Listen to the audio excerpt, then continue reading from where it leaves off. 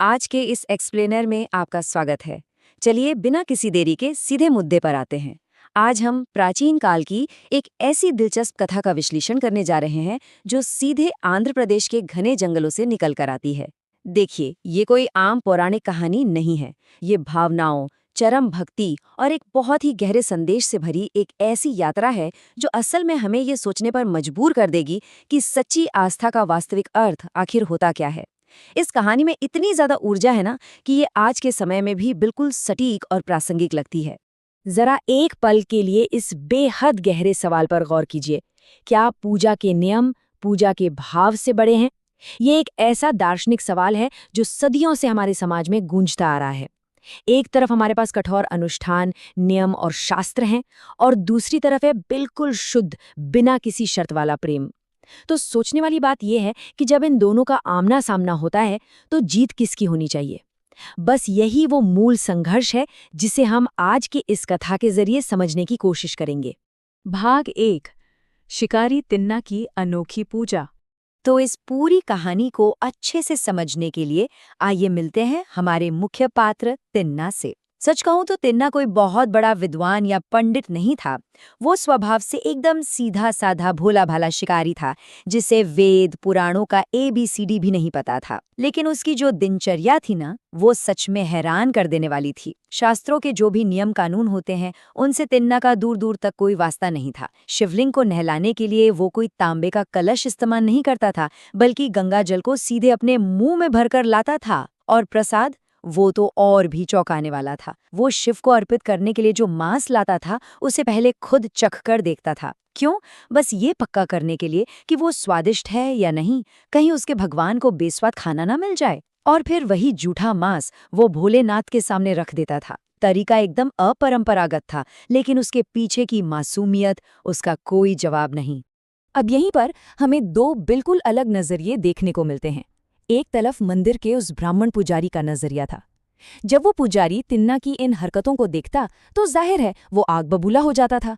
उसके हिसाब से ये एक घोर अशुद्ध पद्धति थी, नियमों का सरेआम उल्लंघन। लेकिन जरा रुकिए, दूसरी तरफ महादेव का नजरिया भी तो था। भगवान शिव को इन बाहरी अशुद्धियों से कोई फर्क नहीं पड़ रहा था। वे तो बस भाव के भूखे थे।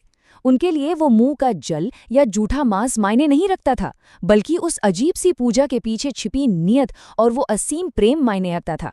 भाग 2, महादेव की कठिन परीक्षा। देखिए, कहा जाता है ना कि जब भक्ति इतनी असाधारण हो तो उसकी परीक्षा भी उतनी ही असाधारण होती है। भगवान शिव ने तिन्ना की इस अनोखी भक्ति को आजमाने का फैसला किया, ये देखने के लिए कि क्या ये सिर्फ एक रोज की आदत है या सच में तिन्ना अपनी जान से भी ज्यादा महादेव को मानता है। एक दिन जब तिन्ना हमेशा की तरह पूजा करने पहुंचा तो वहां का नजारा देखकर उसके पैरों तले जमीन खिसक गई। शिवलिंग की एक आंख से लगातार खून बह रहा था। सोचिए, एक पत्थर की मूर्ति से असली खून। तिन्ना पूरी तरह से दहशत में आ गया। वो बदहवास होकर जंगल की तरफ भागा, तरह तरह की जड़ी बूटियां ढूंढ कर लाया और उस खून बहती आंख पर लगा दी। लेकिन कोई फायदा नहीं, खून का बहना बिल्कुल नहीं रुका और उसकी घबराहट हर गुजरते सेकंड के साथ बढ़ती ही जा रही थी। और बस हताशा और दर्द के उस चरम बिंदु पर तिन्ना के भीतर से एक ऐसा संकल्प फूट पड़ा जिस पर यकीन करना मुश्किल है। उसने कहा, हे प्रभु, यदि आपकी आंख घायल है तो मैं अपनी आंख आपको दे दूंगा। बिना एक पल सोचे, बिना अपने दर्द की परवाह किए, तिन्ना ने अपना ही शिकार करने वाला वो तेज बाण उठाया, अपनी एक आंख निकाल ली और उसे सीधे शिवलिंग की उस खून बहती आंख की जगह पर लगा दिया। ये समर्पण का एक ऐसा अकल्पनीय स्तर है जिसकी मात्र कल्पना करने से ही रोंगटे खड़े हो जाते हैं। भाग 3, चरम भक्ति और महान बलिदान। चलिए इस पूरे घटनाक्रम को एक एक करके समझते हैं, क्योंकि यहाँ चीजें बहुत तेजी से बदलती हैं। पहली बात, पहली आंख से खून बहता है। दूसरी बात, तिन्ना अपनी आंख निकालकर अर्पित कर देता है। जैसे ही उसने अपनी आंख लगाई, खून बहना तुरंत बंद हो गया। तिन्ना ने राहत की सांस ली ही की। तीसरी बात, अचानक शिवलिंग की दूसरी आंख से भी खून की धारा बहने लगती है। अब तिन्ना क्या करे? उसने तुरंत तय किया कि वह अपनी दूसरी आंख भी दे देगा। लेकिन यहाँ तिन्ना का वो अद्भुत और व्यवहारिक दिमाग देखिए जो चौथी बात में सामने आता है। उसे एहसास हुआ कि अगर उसने अपनी दोनों आंखें निकाल ली तो वो पूरी तरह अंधा हो जाएगा। फिर उसे कैसे दिखेगा कि दूसरी आंख ठीक कहाँ लगानी है? तो सही जगह का निशान बनाए रखने के लिए तिन्ना ने अपना पैर उठाया और अपना अंगूठा शिवलिंग की उस दूसरी आंख पर रख दिया। और बस वो अपने बाण से अपनी दूसरी आंख निकालने ही वाला था कि कन्नप्पा, रुक जाओ, जरा कल्पना कीजिए उस पल की। ठीक उसी क्षण स्वयं महादेव वहां साक्षात प्रकट हो गए। भगवान शिव ने तिन्ना को वो दूसरी आंख निकालने से रोक दिया। उन्होंने आगे बढ़कर उस सीधे साधे शिकारी का हाथ थाम लिया और उसे कसकर अपने गले से लगा लिया। वो खौफनाक परीक्षा पूरी हो चुकी थी और तिन्ना ने अपने निस्वार्थ प्रेम से जो साबित किया था, उसने स्वयं ब्रह्मांड के रचयिता को भी भावुक कर दिया था। अब ये जो नया नाम भगवान शिव ने उसे दिया ना, कन्नप्पा, इसका अर्थ बहुत ही गहरा है।